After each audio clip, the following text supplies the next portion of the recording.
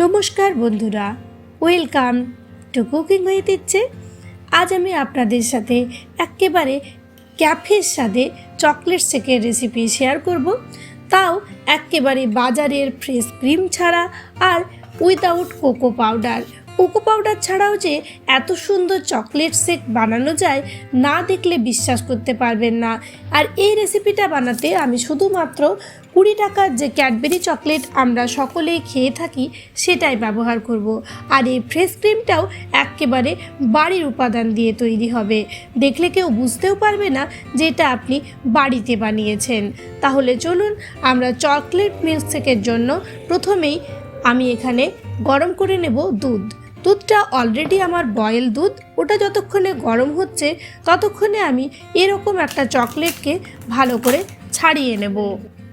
দুধটা অল্প একটু গরম হয়ে গেছে, এখন এটার মধ্যে চকলেট অ্যাড করে দেব। দুধটা কিন্তু অলরেডি আমি আগেই ফুটিয়ে নিয়েছিলাম, এটা এখন আমি আরও একটু গরম করে চকলেটটা অ্যাড করে ভালো করে চকলেটটাকে এটার মধ্যে মিশিয়ে নেব।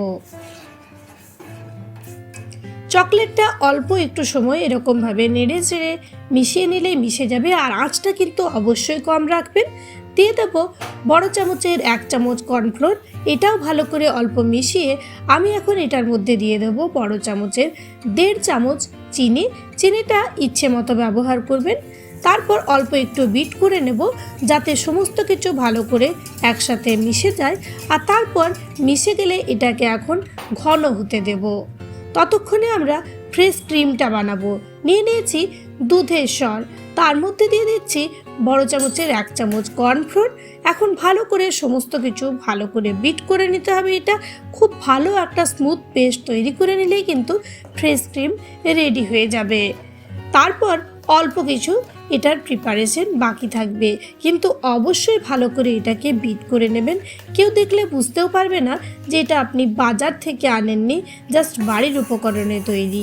মাঝে মাঝে এরকমভাবে চকলেটটাকে কিন্তু নেড়ে চেড়ে নিতে হবে, না হলে কিন্তু নিচে ধরে যাবে। এটা দেখুন আমাদের হয়ে এসছে, এটাকে কিন্তু ঠান্ডা করে নিতে হবে এখন ভালো করে।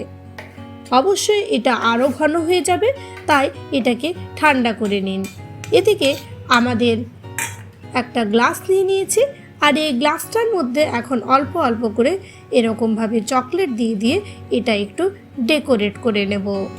আর এই রকম মেল্টেড চকলেট যদি আপনি বাড়িতে বানাতে না জানেন, আমায় অবশ্যই কমেন্ট করবেন।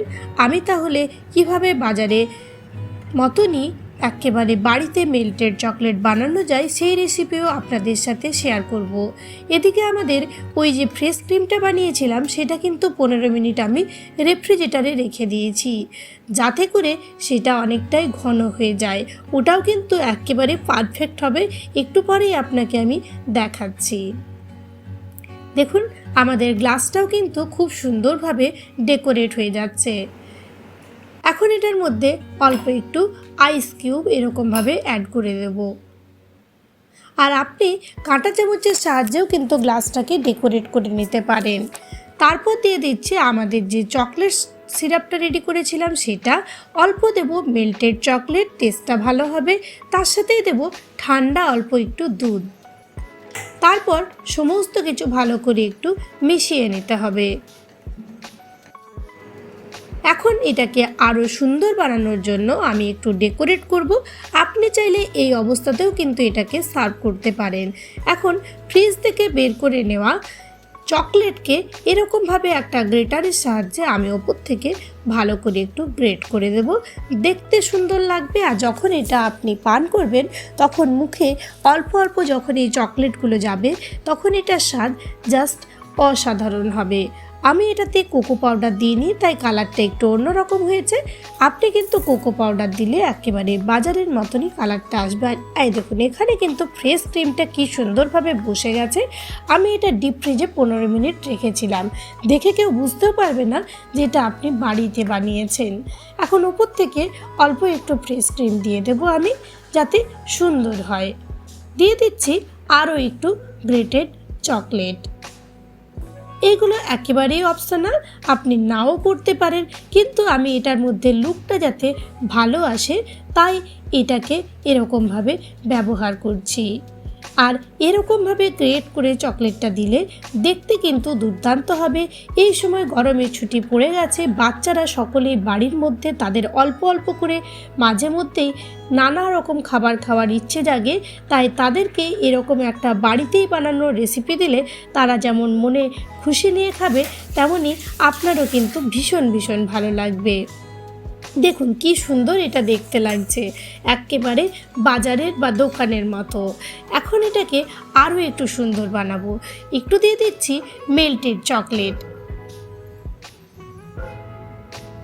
মেল্টেড চকলেটটা এরকমভাবে দিয়ে আরও একটু দিয়ে দেবো আমি আমাদের যে রেডি করে রাখা আছে ফ্রেশ ক্রিমটা, সেই ক্রিমটাও এটার মধ্যে দিয়ে দিলাম। দেখুন এটা কি সুন্দর একেবারে বসে গেছে, কেউ দেখে বুঝতে পারবে না এটা আপনি বাড়িতে বানাননি।